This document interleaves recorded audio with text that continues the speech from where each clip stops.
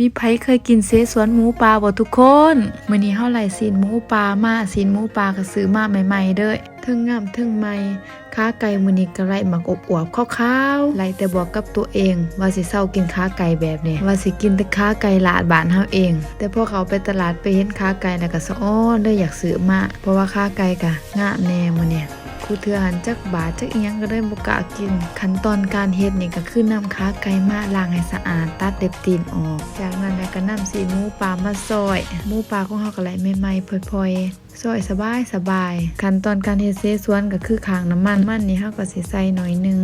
แล้วก็เอาผักบัวลงเกี่ยวผักบัวให้หอม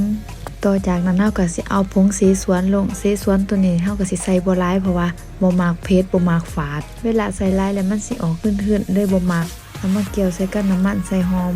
เวลามันถือกันแล้วก็หอมตัวนี้เฮาสิใส่พริกเผานำเด้อเพราะว่าเวลาเฮาใส่พริกเผาเข้าไปนี่หอมจากนั้นเอาตีนไก่ลงตีนไก่ที่เฮาต้มไว้เอามาขั่วใส่กับพริกขั่วให้มันซ้ำสุกซ้ำได้ซ้ำนึงที่จริงแล้วมันก็สุกคั่นแล้วก็เติมน้ำลงบัดนี้สำหรับรสชาติก็ปรุงตามใจมักเลยตัวนี้เฮาสิใส่เป็นนัวน้ำตาลเกลือหลังจากปรุงแล้วเฮาก็ค้างต่อไปจนน้ำมันฟดพอน้ำฟดหลายทีแล้วเฮาก็ใส่กระดูกขางของหมูปลาแล้วก็ต้มไปอีกจนว่ามันสุกพุ่นแล้วเนาะจากนั้นก็นำเส้นเสฉวนมาลวกเลยเพราะว่าตอนนี้หิวหลายผักของเฮาก็สิบ่หลายอย่างกินหลายแต่ผักที่เฮากินหลายตัวนี้สิมีผักขมผักกาดแล้วก็ผักกาดยอสีขาวรสชาติเสฉวนของเฮามันก็แซ่บแท้แซ่บว่าสดน้ำเอาแท้เอาว่าจนสิบ่เหลือเลยปกติก็สิเฮ็ดเสฉวนบ่แซ่บปานใดสำหรับเฮาสงสัยมื้อนี้ไหลหมูปลาบ่เคยกินหมูปลาแต่ว่ามากินครั้งแรกก็แซ่บ